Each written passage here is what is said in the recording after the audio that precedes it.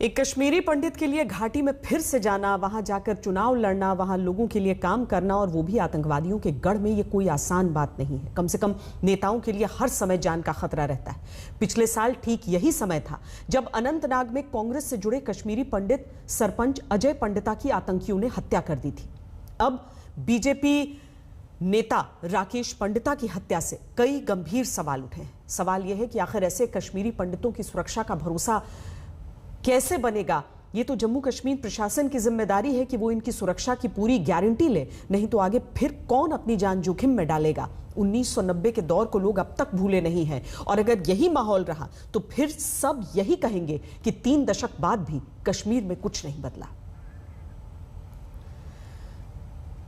कश्मीर में जिस तरीके से एक के बाद एक नेताओं को निशाने पर लिया जा रहा है, वहां पर भले ही युवा आगे बढ़कर पूरे उस चुनावी, उस लोकतांत्रिक प्रक्रिया में हिस्सा लेना चाहते हैं, लेकिन सब इस बात का आश्वासन जरूर चाहते हैं कि उनकी सुरक्षा की गारंटी कौन लेगा।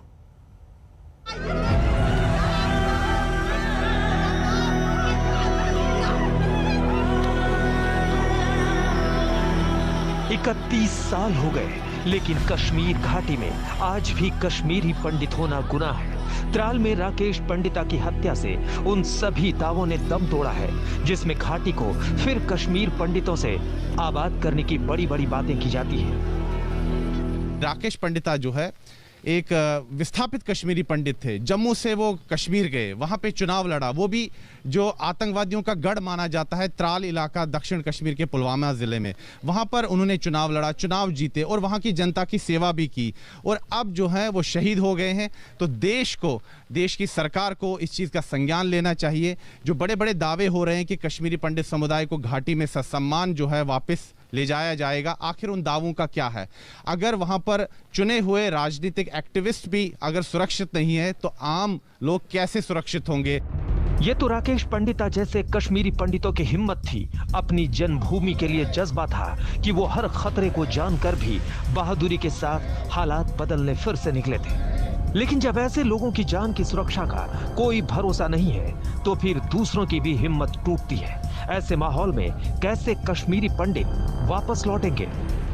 हमने पहल की माइनॉरिटी जिन्होंने इलेक्शन लड़ने के लिए वहाँ कश्मीर घाटी में जब इनको प्लान किया गया 90 में, तो आज हमने फिर सेक्रीफाइस दे दी कि हम वहाँ जाएंगे, वही माहौल बना के और ग्राउंड रियलिटी पर काम करेंगे वहाँ पर। अदरवाइज हम जम्मू में रहते, काम हम वहाँ करते। आप देख लीजिए राकेश जी का फादर 17 तारीख को गुजर गए, इसी शमशान घाट में उसने यहाँ पर चिता दी। उनके काफी घनिष्ठ मित्र हैं। बिल्कुल थे, इलेक्शन प्रोसेस में खड़ा करने वाला मैं ही था उसमें। ये चिता देख लीजिए, इनके बेटे को मैं अपनी भाभी को क्या जवाब देता हूँ। इसमें बिल्कुल इनक्वायरी होनी चाहिए। कब तक कश्मीरी पंडित इस त्रासदी को सहेंगे? कब तक उन्हें गोलियों से डराया जाएगा? कब तक उन्हें खामोश करने की कोशिश होगी?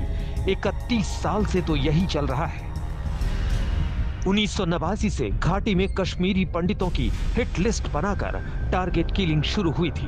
पहले घाटी में बीजेपी के नेता टीकालाल टपलू की गोली मारकर हत्या हुई थी। फिर रिटायर्ड जज नीलकंठ गंजू की जम्मू कश्मीर हाई कोर्ट के ठीक बाहर गोली मारकर हत्या कर दी गई थी।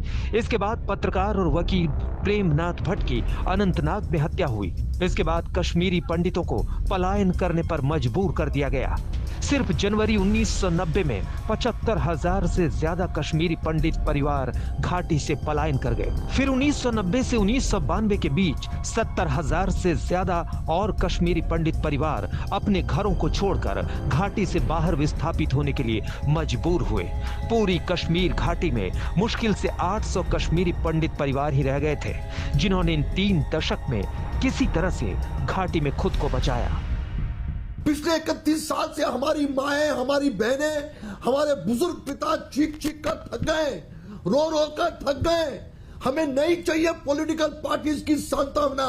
यह पाकिस्तान ने किया, पाकिस्तान ने आतंकवादी भेजे, हमने क्या किया। ये नहीं चाहते हैं कि कश्मीरी हिंदू वापस लौटे। यह सीरियसनेस समझनी चाहिए हमारे पॉलिटिकल डिस्पेंसेशन को। त्रासदी यही है कि 1980 से 90 के दौर में कश्मीरी पंडितों को घाटी से भगाया गया और आज वो वापस लौटना चाहते हैं तो उनकी हत्या हो रही है। जांच तो साफ है, ये सब पाकिस्तान ने किया है, आतंकवादियों ने किया है। लेकिन परिवार का शक है कि हो सकता है गांव में किसी ने टिप ऑफ दिया हो आतंकवादियों को। देखिए, जो भी शामिल होगा उन तमाम साजिश करने वालों को मौत के घाट उतारा जाएगा, किसी को नहीं बख्शा जाएगा। क्या आप समर्थन करते हैं एनआईए जांच का या सीबीआई जांच का, जो कि परिवार जांच मांग तो होगी, जांच तो होगी, एनआईए जांच की मांग, जांच होगी, दोषियों को किसी सूरत पर नहीं बख्शा जाएगा। चुन चुनकर इन आतंकवादियों को, इन पाकिस्तानियों को मौत के घाट उतारेंगे। राकेश पंडिता के गुनहगारों को सजा जरूर मिलनी चाहिए, क्योंकि ये उस सोच को डराने और खत्म करने की कोशिश है जो सोच कश्मीर को बदलना चाहती है, जो सोच कश्मीर घाटी में आतंक और अलगाव को हमेशा चुनौती देती है, और जो सोच देश के लिए हर बलिदान के लिए तैयार रहती है।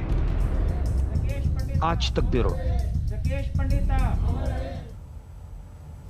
एक छोटे से ब्रेक के लिए रुक रहे हैं। ब्रेक के बाद वैक्सीन को लेकर दो अलग अलग नीतियों की बात करेंगे। विदेश में बनी वैक्सीन के लिए अलग, देश में बनी वैक्सीन के लिए अलग।